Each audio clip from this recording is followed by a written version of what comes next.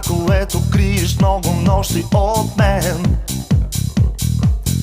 Няма да те питам дали различно нещо вече случва се с теб. Няма да се